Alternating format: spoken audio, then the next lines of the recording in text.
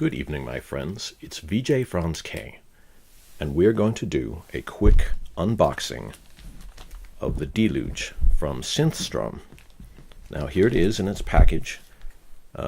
Came all the way from New Zealand, which is far away, and in the mail from DHL, and now DHL stands for Deluge here. Love it, right? Anyway, cut away the outer mailing plastic, and inside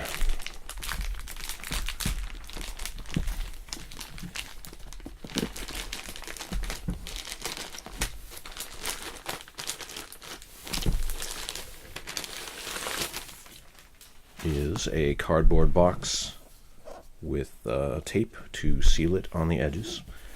Anyway, I first took a look at this about a year ago when they came to Noisebug Synthesizer Shop to show the Deluge, and I got to try it just a little bit, and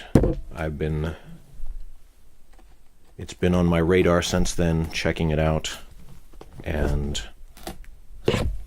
learning about it. And let's see, move the tablecloth. It's a really interesting piece of synthesizer gear, so it's time.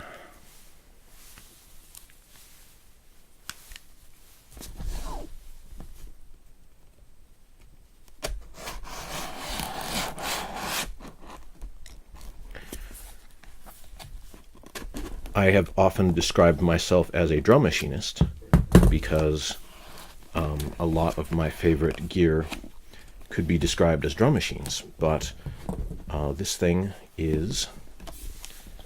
definitely goes beyond what a drum machine would imply, because full synthesis capabilities and it's got a really interesting keyboard layout as well. Let's see, is this enough to open? And so, you know, I guess you would consider it a groove production station, or people would say a DAW replacement, or really not a DAW per se, but more like a master sequencer that also has a lot of its own synthesis possibilities included. So let's see.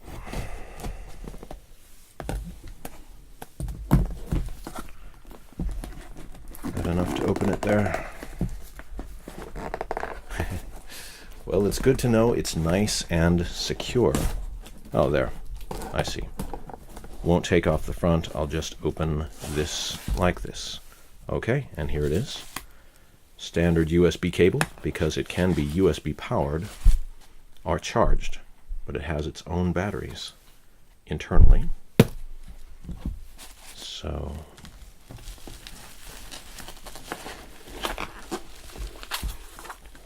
minimalist packaging, because of course what we're really interested in is the sound of it. And these can only be mail ordered right now. So, you know, they don't sit in a music store at this point, but perhaps they will in future. I really like the idea of this, which is an independent synthesizer company that has just appeared, sort of sprung up in the last few years onto the scene, and yet they are so dedicated to doing what they want to do, and they're very open-minded about it. They're very communicative with their users. They have a forum and everything where You know, people can discuss techniques or ask questions or make requests for, you know, the way the software might evolve or something like that, and they listen. They listen, which is incredible when you are used to dealing with large companies who may or may not be able to get any communication going at all. Let's see, well wrapped inside a lot of bubble wrap, but that's just as it should be. Keep it safe. There it is. Isn't that beautiful? The wooden sides, metal enclosure here. It's fairly light, but it feels sturdy. Buttons are... It's smaller than it looks, but that is a good thing because that makes it super portable. The knobs are push encoders, and these have a clicky feel. The navigation knobs, and these don't have a clicky feel. These are the parameter adjust knobs, output knob, tempo. Yeah, they all... I see. The black ones are clicky, and the gold ones are... They don't click, they just rotate. So, let's see, on the back, all of the different outputs, the CV, let's see, so, got a click in, a gate out for CV, our, let's see, MIDI in and out, standard MIDI, thank you. No tiny MIDI jacks or anything, just MIDI the way it should be. And, you know, because sequencing things is very important for this design. And then here is the output, jacks left and right, and a line in. Headphones includes a microphone, how nice. And there is even a small speaker on here somewhere. There's the SD card for saving your patterns or updating the firmware. And they're already on version 1.4, so that's pretty good. Anyway,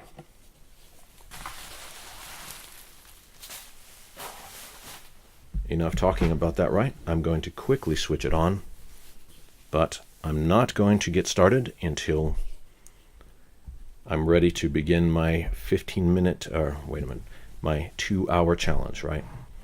That's a lot of people have been just showing how far they could get in 2 hours.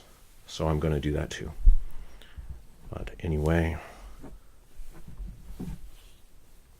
yeah, it's feels solid. The wood edges, some people have taken off the wood edges and made their own holders for it. And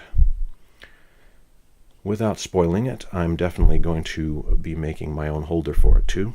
And maybe you can guess what it will be like.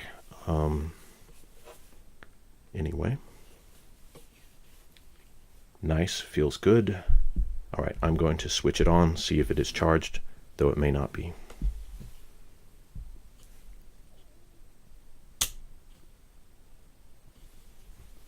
Well, there it is.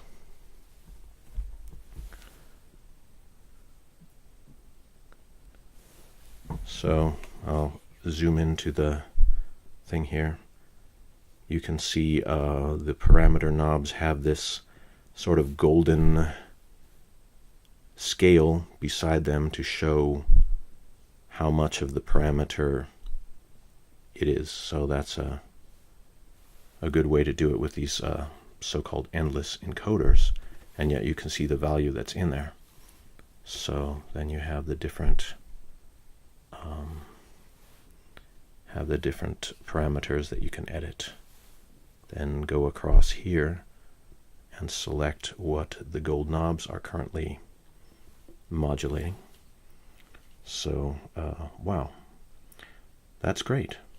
I'm not going to talk about it too much more because, you know, obviously the sound of it is going to be the important thing that we care about, even though the look and user experience is very important also.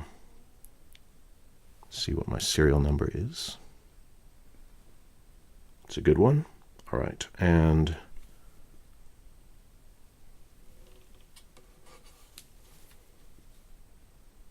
I like it so far. Quite pleased.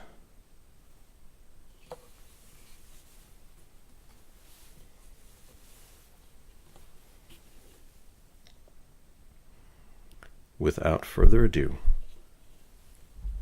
let's get into that 2-hour challenge. And I just want to say thank you for watching my channel. Please subscribe.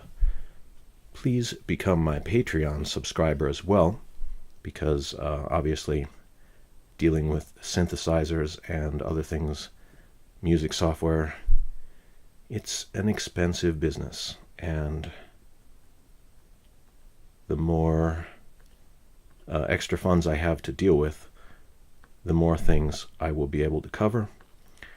And my Patreon subscribers will get access to extra special features. I'll have patches for the Deluge to download, as well as other things. And my Patreons will also receive extra attention. I'll help you choose every piece of synthesizer gear that you have. Though, obviously, a lot of choices are up to your opinion. I strongly considered one of the new Electron machines, like the Rhythm and other things like that. And I probably will get one at some time, but something about the Deluge, just it really drew my attention. And so this seemed to be the thing that I wanted to deal with next. And I will fully describe that. Can you see that? I may have to adjust the lights in here. You know what? I'm going to turn the lights down. Look at that. There's small built-in speaker. Cool.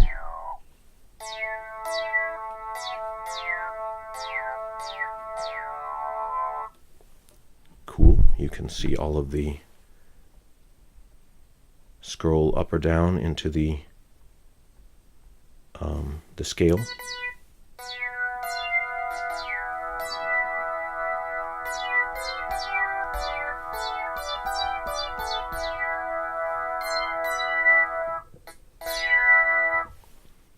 As you can see, it's going to be very interesting to be able to explore the chords going up and down, and that is another reason I was interested in this, because as you know, I play a lot of drum machines, but here it's going to be a lot easier to be able to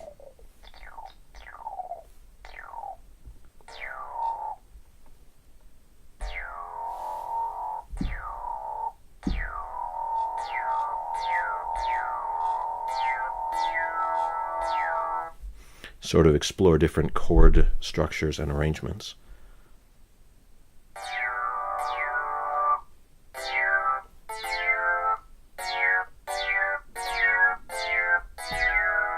And the nice thing, I think it was called an isomorphic keyboard, maybe, was that it would move up or down, and you could still keep the same finger position to represent a certain chord. And you could sort of deal with that. And then also hold this here and it'll show you other notes you could play to make a chord within that particular scale. Anyway, thank you very much for watching, and definitely check out the next video, which is going to be my 2-hour challenge on SYNTHSTROM Deluge. This is the High Tech's Life this is the high-tech lifestyle, and we are living it to the fullest.